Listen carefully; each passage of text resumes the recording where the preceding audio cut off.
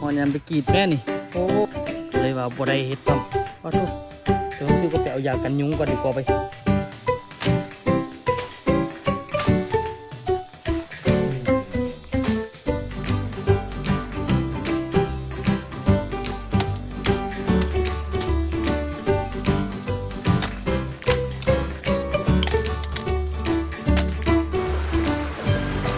จะหน่อยไปลุยต่อนะคนเตาก่อน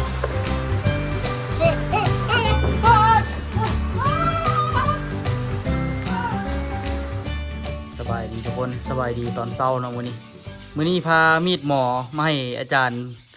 คงเพิ่นรับมีดให้เนาะเพิ่นว่าให้มาเจิมให้เนาะก่อนที่ไปเฮ็ดเวียกมื้อนี้บรรยากาศก็ดีเนาะปู่รองศาลบอกว่าบ่ต้องเฮ็ดเวียกมื้อนี้พักผ่อนแน่เดี๋ยวก็ว่าเมื่อยเดี๋ยวก็ว่าไข้ขึ้นอีกพักผ่อนก่อนจักน้อยเที่ยงเขาไปห้า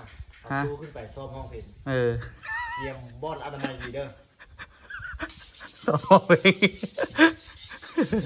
เจ็บคอดิเจ็บคอเจ็บหัวเดี๋ยวไปสร้างไม้ไว้เนาะสนเนาะเบี้ยหักไปอย่างไรใช้ยักษ์กองโอ้ยังบุจือเลยจักป่อง3-4ป่องบ่อย10 ป่องหรือเปล่า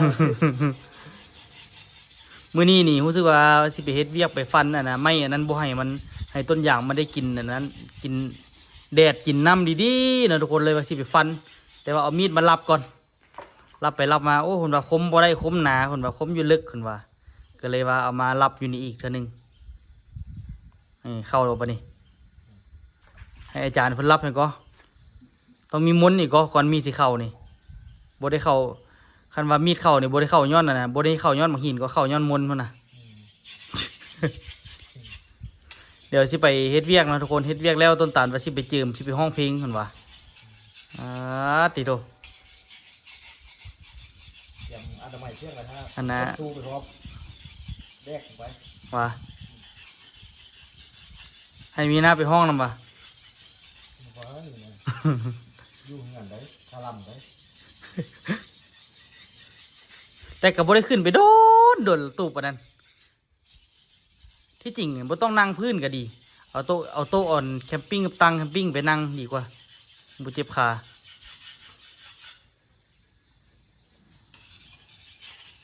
เดี๋ยวรับมีดแล้วเราก็สิไปแล้วทุกคนมื้อนี้อากาศก็ดีต้นตาลก็สิไปกรีดยางเครื่องส่วนนะมีบุคคลหนึ่งคนพยายามไปซื้ออะไรรถลูกก็ไปซื้อแล้วก็ไปฝากคิวไว้ท่าซะนะเข้าไปฝากเท่าไหร่ล่ะเอาก็บอกว่าคันว่ารถสิไปทางนั้นล่ะฝากให้แน่สิบอกกันพวกคิวพวกกันขายปี้หั่นนะให้มันแล้วไปเทอละเวียกตัวหรือว่าขีดแล้วเราจึงไปก็ได้ซัมซาอันน่ะซัมซายอดน้ำกรดนะแต่คันไปเมียนกันมันกับบนระแวงเขาว่าโคโรซิมาตอนใดทันใดพวกขายปี้เขาก็อยู่หันบนมืออยู่ละทุกคนเดี๋ยวรับมีดก่อนเนาะคือที่เข้าดียกงันทีเดียวฮักอาลีแบบนี้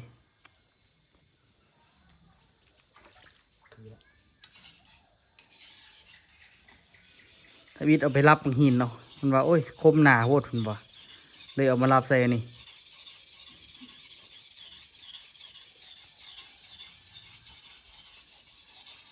ปล่อยเนาะงานเฮามื้อนี้คมกิ๊บ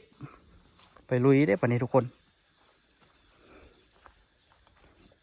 จากสีลองฟันอย่างดี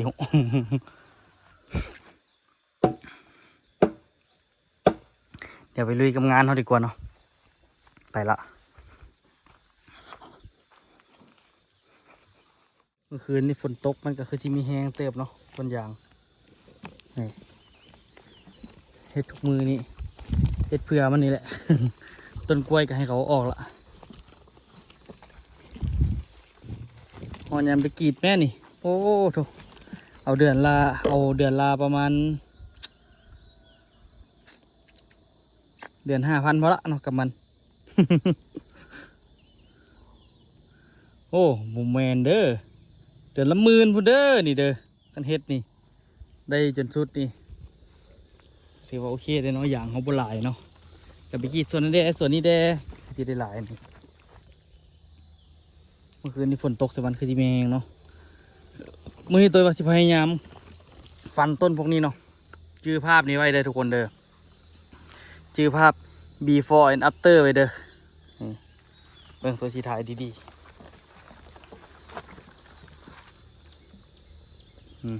ตัวสีเมียนจุดเบิดนี่มื้อนั้นตัวกับเมียน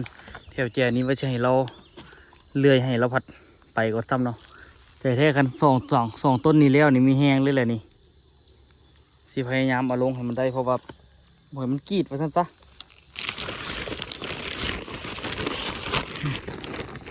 กระเป๋าน้ำกระเป๋าตัว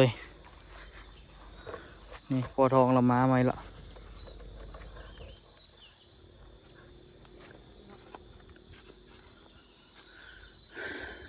เราก็ไป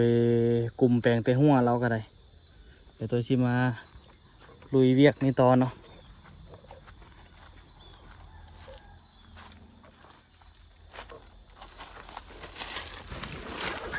นี่อันนี้มันตัวฟันมือนั่นเนาะฟันมาสิให้เรามาตัดอันนี้ให้เราพัดเมื่อยเนาะเราเมื่อยหรือเราโจะมือนั้นอันนี้นำก็เลยว่าบ่ได้เฮ็ดซ้ำอ้าวทุกตัวเขาซื้อก็ไปเอายากันยุงก่อนดีกว่าไปคือสิบ่ร้อนยุงหรอกมื้อนี้ยุงไกหลายทุกคนเลยแต่ว่าตัวก็ใส่เครื่องมิดซิดเนาะเบิ่งก่อนคันบ่ไหวตัวสิไปเอายากันยุงมาใส่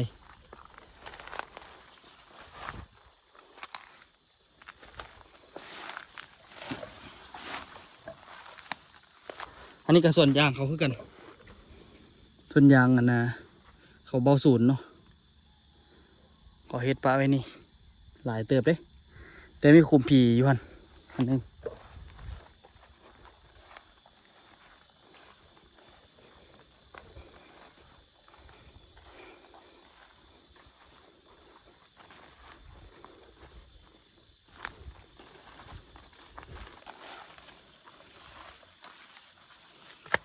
นี่แหละเริ่มจากแถวนี้แหละไปเลย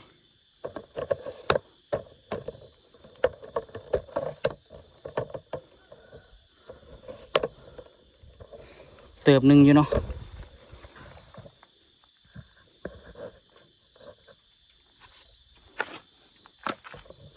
บ่ฮู้ว่าฝนมันสิมาตอนไหนหรอกล่ะ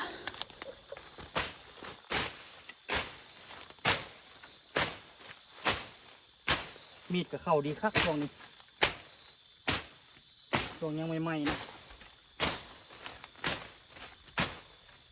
แต่ว่าแกงไปก็ต้องระแวงหมักหินเนาะเพราะว่า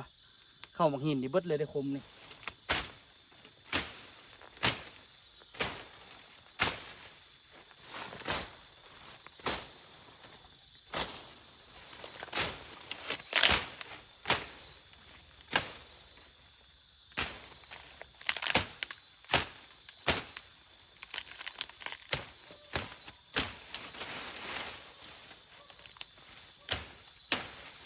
เขามาหนีบเราเองเลยเราเองแต่ย่านหมักหินตอนนี้กับมดส้มเนาะ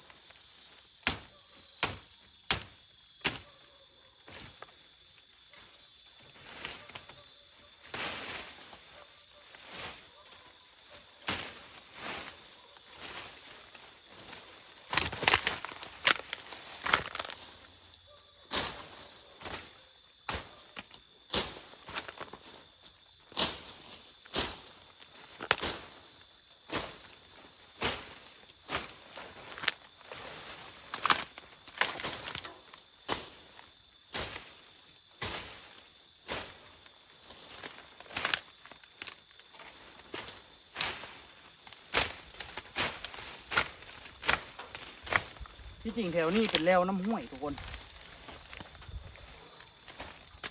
ฝนตกมาแล้วมันกับสีน้ำกับสีไหลมาใส่นี่เนาะ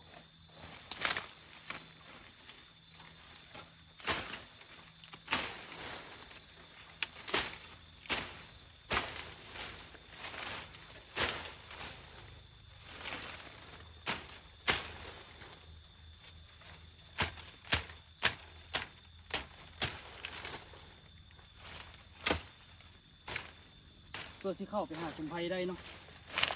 อันนี้ตัวที่ฟันจะป่ายมันไว้อันนี้คือเป็นลักหัวเลยเนาะ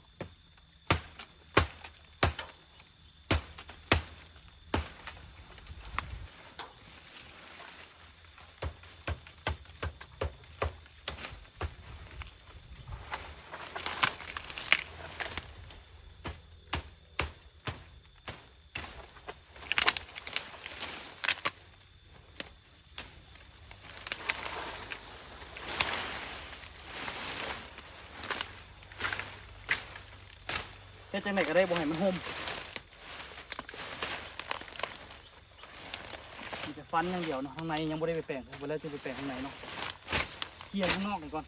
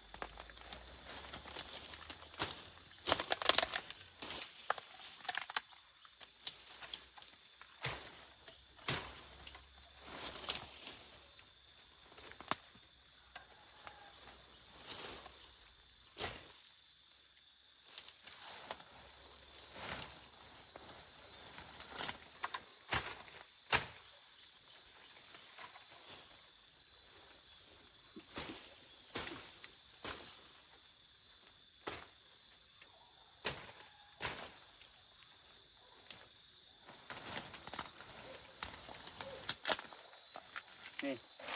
มาเบิ่งกันไปดิเริ่มคันละจากแมงอย่างตัวแมงอย่างเลยนะมากัดนี่เริ่มเป็นแล้วนะทุกคนน่าจะมดส้มเลยมากัดตัวคันๆไว้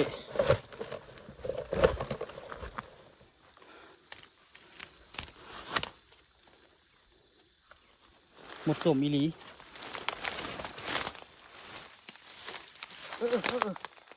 โอ้เห็นทางมาละมีทางมดส้มอยู่นี่ทุกคน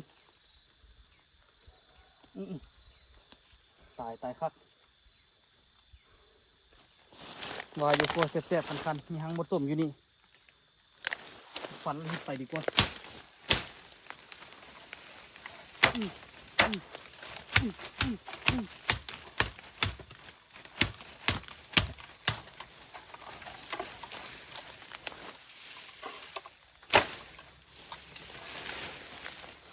บ่ยุ่งกับมันดีกว่าเนาะ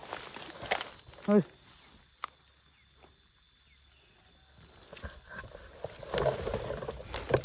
อันนี้เป็นทางมดส้มเลยทุกคนเด้อนี่เด้อเราข่าวนี่ป่ะนี่แหละโตเจ็บโตคันนี่แท้แล้วมันบ่ไปปวดเพื่อ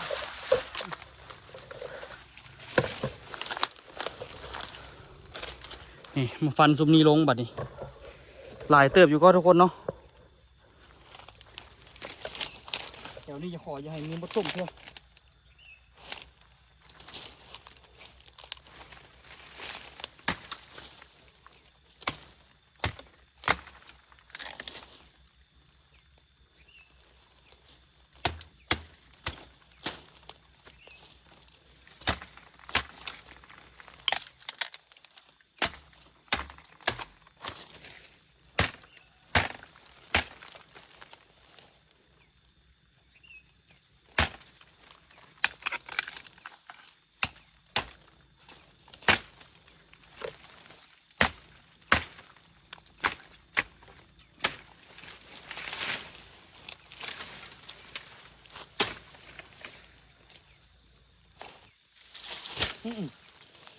โอ้ตายหมดส้มนะพ่อพี่น้องเอ้ยคุณนะไหลได้ไหลวะไตคือโทรศัพท์มันกับพอแล้วบอกให้ไหล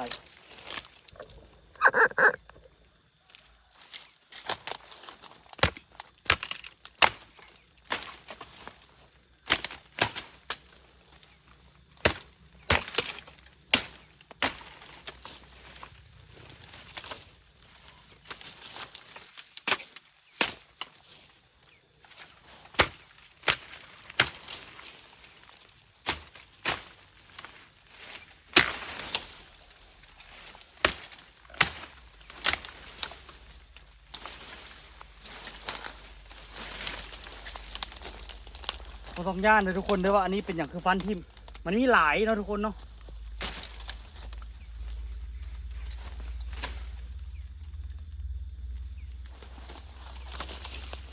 อยู่ร่องซานมันมีหลายเนาะเหลือไส้เหลือสอยไม่ตัวนี้อันเอาที่ไส้นะขี่รถไปเอาผู้เดียว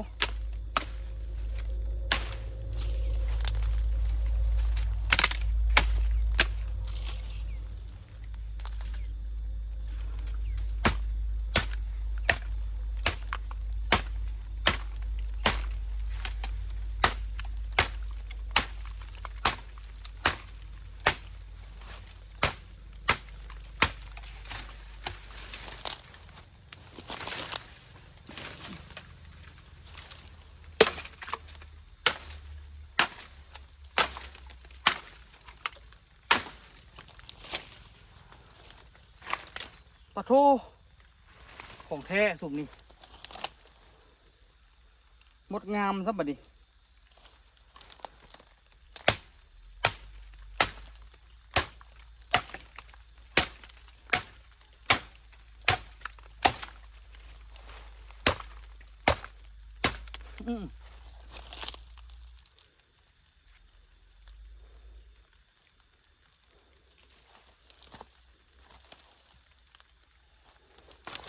ตายจากมดส้มจากมดงามพุ่นน่ะ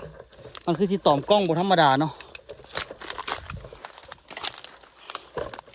นี่พุ่นน่ะเห็นว่าดำๆแวบๆมันเป็นมดแหละทุกคนมาเบิ่งอันนี้ของแท้คักบ๊อบไปดิคักแท้แปลนไปเนาะหลายเติบลมไปนี่เนาะแถวนี้ถือว่าแปลนละตัวนี้ก็จะได้โฮมละเหลือเมื่อกี้ซุมนี้จัดการออกซุมหนึ่งละเหลือซุมนี้เนาะซุมนี้แล้วก็ต้นไม้ตัวนี้เหนียวคักเลยวันนั้นหมดกัดไปเฮ็ดนี่บ่เป็นธรรมดาทุกคนทนหมดส้มกัดบ่ธรรมดาเนาะทนให้มันกัดเท่านั้นแหละบ่ทนกับบ่ได้เนาะทุกคนอยากตัดได้ซั่นใจแท้อยากทาเลื่อยได้ที่จริงสั่งเลื่อยจนแล้วจนมาฮอดบ้านไอ้วันแล้วแต่ว่ายังบ่มีโอกาสได้ไปเอาเนาะมีนากับบ่เกิดจักเทื่อกันไปเอานี่เอาเลื่อยมาเฮ็ดนี่บึดเดียวนี่ง่ายโพดเนาะฟ้าก็เป็นใจฝนก็มิดมัดอยู่บ่ฮู้ต้นตาลตอนนี้ต้นตาลกรีดยางอยู่บ่ฮู้สิได้ทันได้ยางบ่แต่ว่าก็ ฟ้าเป็นตัวนี้อยู่เนาะแจ้งให้ต้นตาลนี่ก็บ่ได้เพิ่นไปกรีดยางก็ตอนนี้ยางออกดีสุดมื้อนี้นะคันว่าฝนบ่ตกได้เสี่ยงกันเลยเนาะว่าฝนตกหรือบ่ตกมีแต่ฮอดยามยอดน้ำกรดตัวก็สิออกไปช่วยเนาะเพียกแล้วบ่แล้วก็สิออกไปช่วยก่อนเพราะว่าเพียกนี้ยามใดก็ได้ของอันนั้นเฝ้าเฮ็ดเฝ้าแล้วเนาะตกทุกคนตอนนี้โอ้ตกแฮงเติบต้นตาลไปกรีดยางมีฝักมีดตัวอยู่หันตัวสิแลนไปเอาฝักมีดก่อนอันนี้ลักหัวตัวฟันไปไว้ใส่ลักหัวเนาะฟันไว้เป็นท่อนเดี๋ยวไปเอาฝักมีดไปก่อน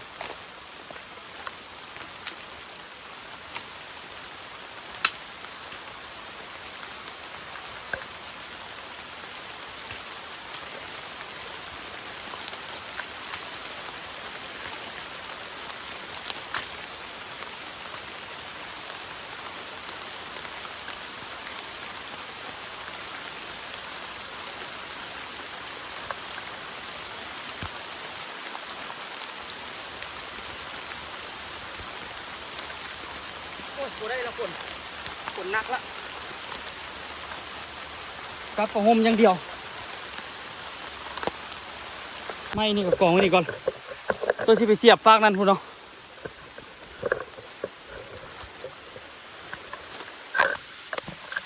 สิไปเสียบหัวฟากนั่นพูดตกแห้งเติบเนาะมานำไปกินน้ำหัวฟอก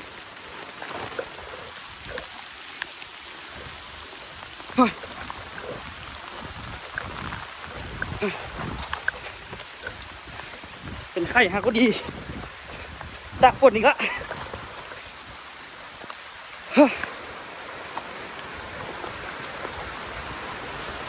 โอ้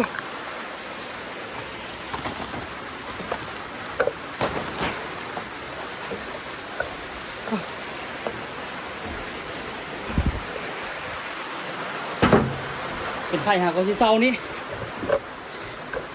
คนน่ะ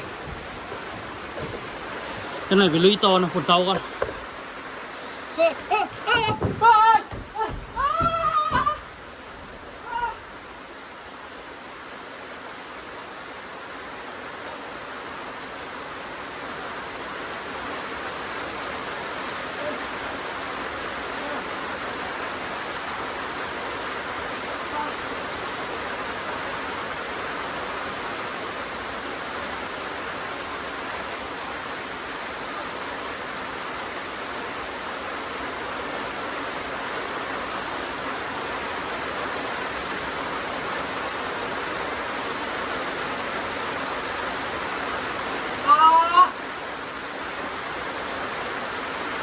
ไม่ได้ที่ก้าวไปเอาโทรศัพท์มาดิ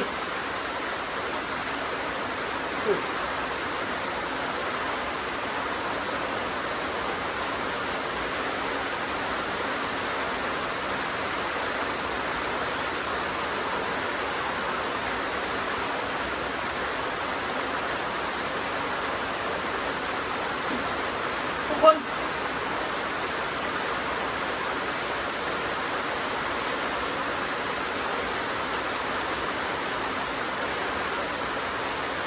มันมีห้างแตนที่ตั้งหัน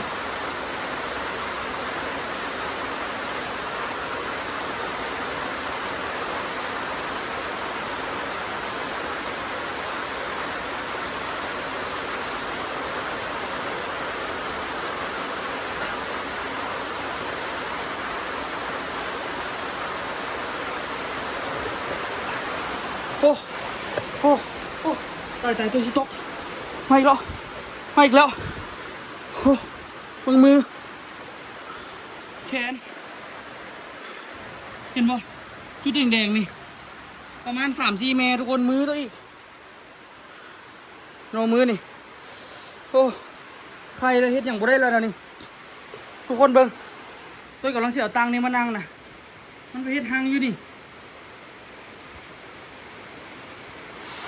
ปลาถูกจักแมวกินนี่โอ้โหเลยไม่ทางนี่ตอนไหนโห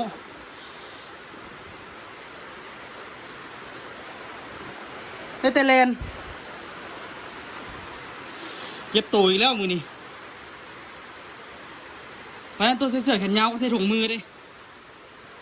พอดีตัวใส่ถุงมือนะข้างนี้เนาะเราเอามือข้างนี้ไปจับกับพอดีถึงมันเลยแหละนักน่วง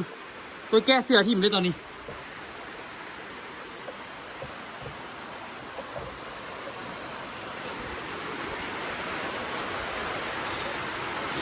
มือใครกระบาดนี่อีกเห็นบ่อีกนี่อีกอันนี้2 ตัวพุ่นนะอันนี้1 ตัว2 ตัวอันนี้น่าจะโบแมนน่าจะ2 ตัวอันนี้3 ตัว4 ตัว5 ตัว5 แม่เฮ็ดนะ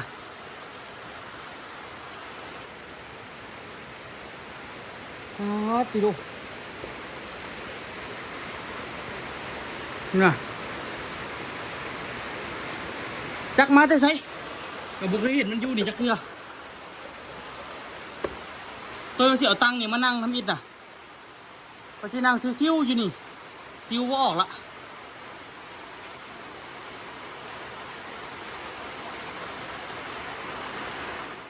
ข้างคนไปใส่บ่ได้เนาะมือกับบวมตึง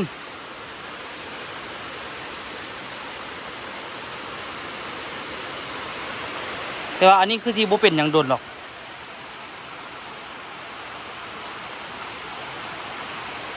แต่ละมือแต่ละเว้นหาแต่เรื่องเจ็บโตเนาะ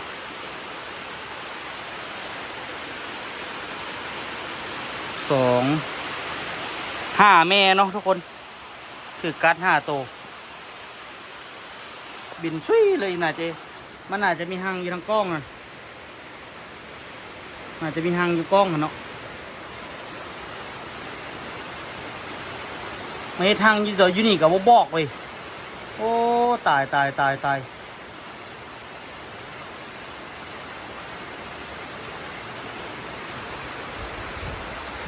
ข้างฝนอยู่นี่แต่ว่าต้นยางนี่ได้กินน้ำแบบอิ่มน้ำสำราญเลย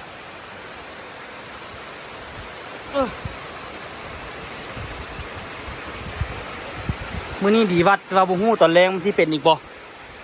วัดอีกอะไรเป็นไข้เนาะไข้ขึ้น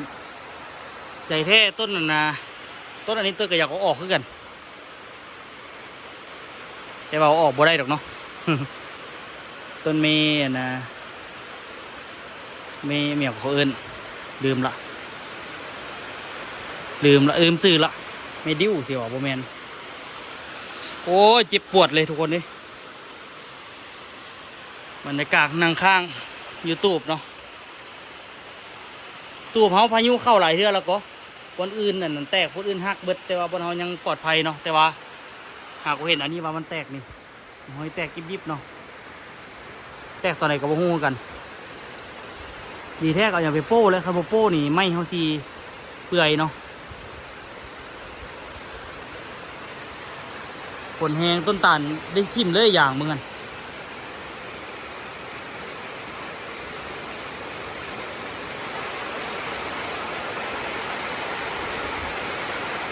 ตัวก็คือสิได้เศร้าเฮ็ดเวียกกันแหละ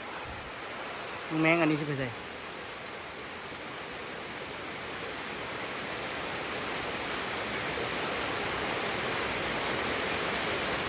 ตัวก็คือสิได้เศร้าเฮ็ดเวียกละเพราะว่า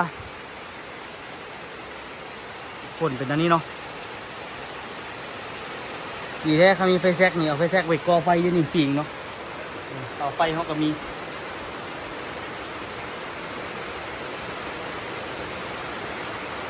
เดี๋ยวชิ้นส่วนต้นตาลมานั่งริมยูทูบนี่ละโอ้เบิ่งอันนี้มันแตกเนาะต่อไปนี่มันที่ไหม้มันที่กรอบได้นี่กระเบื้องรุดตอนนี้กับโบ้เลยแต่โบตัวโบก้าย่างไปหันละทางย่างขึ้นไปกับโบก้าไปละคือที่ยูห่วมกันบ่ได้แล้วไปนั่นนี่ที่มานั่งริมอยู่นี่มันเด็ดจังไหนก็คือที่ได้เผาผมไม่ต้องว่าเพราะว่าเขาที่ขึ้นมามันขึ้นมาบ่ได้นะทุกคนเพราะมันเขามากวนทินมันอันนี้ทินเขาที่จริงแม่งอันนี้คันเขาไปจับไปต้องมันกับโบเห็นอย่างเขาดอกเห็นบอกบินมาใส่อีกซะเนาะมันหาก็แค่นเมื่อกี้นิดนึงบอกคันเขาไปนั่งโบไปอย่างมันกับโบมากัดเท่าดอกโตมันโอ้สปวดมือเงียกเลย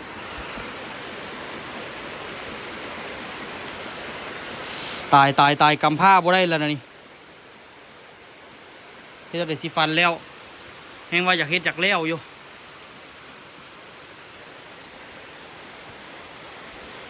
ตัวการนะเห็นบ่นี่แหละหังมาอยู่ทางกล้องนี่เนาะเฮ้ยสิหูเฮ็ดหังก็ได้เขาก็จับเอาแล้วจับเขาจับมันก็ใส่แล้วเนาะ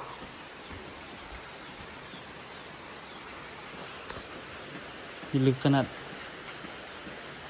เมื่อกี้นี่จับเราบ่ทับบ่เป็นธรรมดาเลยตัวนั่งอะไรทุกคนตัวนั่งหันละเปียปะเลยเว้ยมันใส่จนมันไวโอ้ตัวสิไปเฮือนก่อนคือสิบ่เฮ็ดหยังล่ะมื้อนี้ฝนตกบ่เซาเลยคุณอาหาร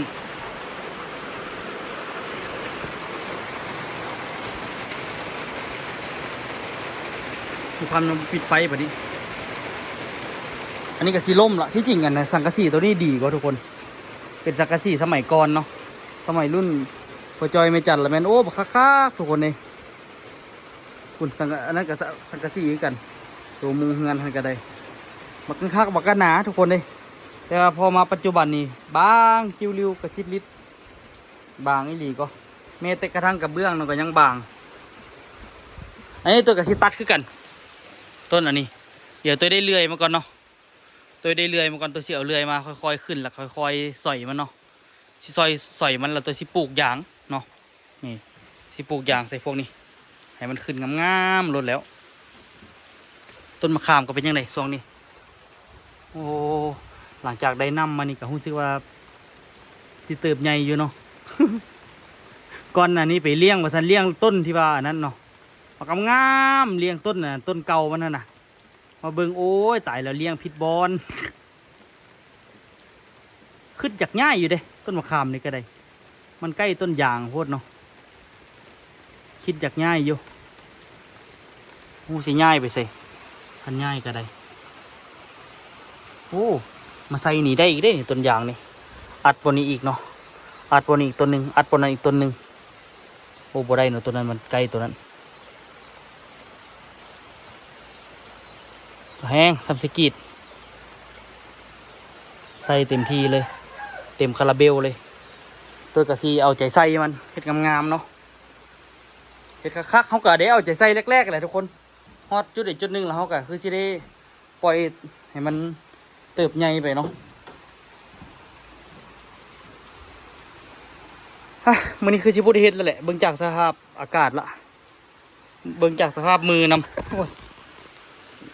กำนี่อยากเข่งๆเนาะทุกคนแต่ว่าจับวันนี้นี่อยากเจ็บๆนิดนึงแต่ว่าจับไปจับมามันก็สิบ่เจ็บละแต่อันนี้มันกัดเจ็บแต่แรกๆเนาะทุกคนมือมันเกี่ยมสิมาใส่ตัวอีเลยนี่มันบอก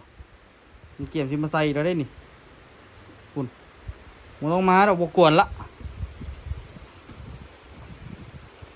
กำก็อยากยากฝนเสากับสิโจแล้วมันเปียกเนาะทั้งเปียกทั้งมดทุกคนเลยมดกัดนี่ก็พอแล้วละเมื่อหน้าเอาเลื่อยมาใส่ดีๆแต้งแน่นคักๆคือสิไวเนาะไปแล้วทุกคนใครที่มักคลิปนี้ก็อย่าลืมฝากกดไลค์กดติดตามไปส่องตัวโยน2 รอบพาเลาะเด้อเพื่อเป็นกำลังใจให้ตัวคลิปต่อไปเนาะสำหรับคลิปนี้ขอตัวลาทุกคนไปก่อนแล้วเจอกันคลิปหน้าเด้อฝนตกแห้งขนาดต้นยางต้นตาลก็คือที่ไหลลงลุด